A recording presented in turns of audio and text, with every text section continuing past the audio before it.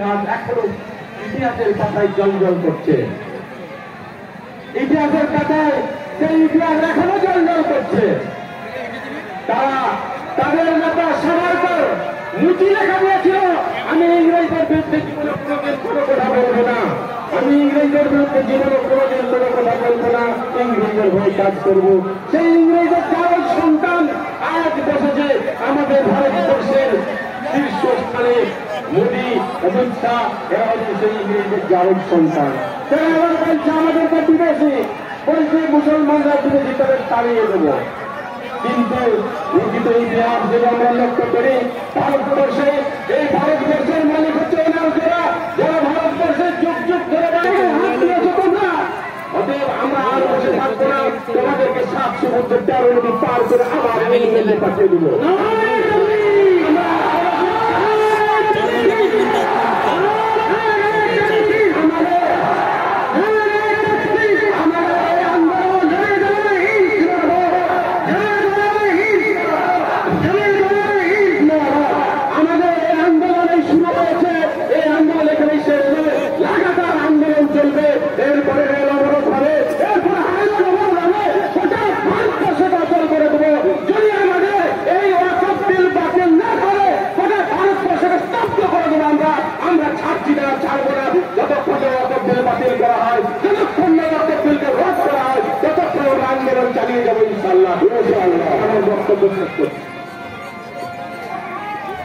এখন আপনাদের সামনে আমাদের এই এলাকার সম্মানীয় সমাজসেবী এবং জমিয়ত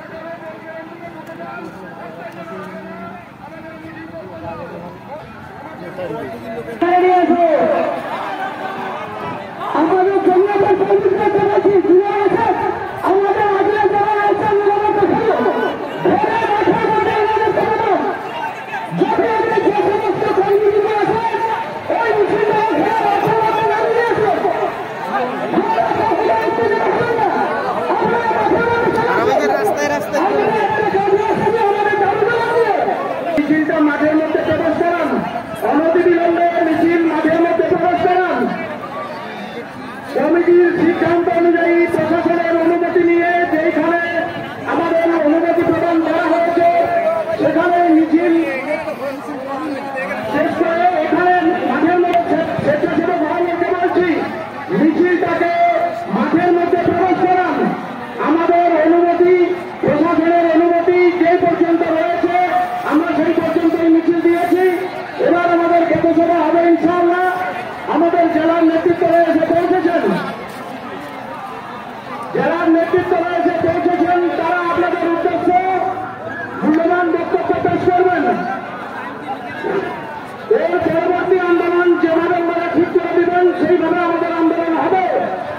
আপনারা ধীরে ধীরে মিছিলটাকে প্রবেশ করান, মাঠের মধ্যে ধীরে ধীরে মিছিলটাকে প্রবেশ করান।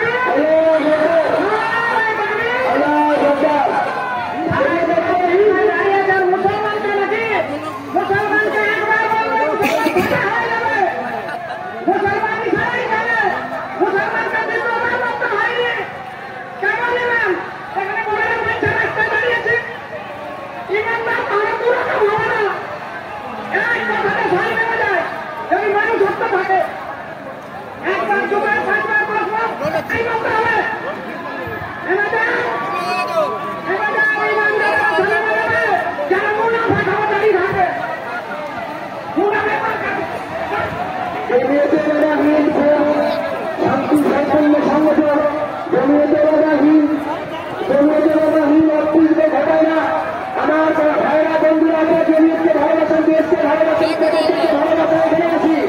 আমরা জমিয়তের মানুষ মানছি না, মানব না। ওয়াক্ফ সংশোধনের নামে মুসলিমদের সম্পত্তি লুট মানছি না, মানব না, মানছি না, মানব না। দেশ জুড়ে আওয়াজ তোলো, ওয়াক্ফ বিল বাতিল করো।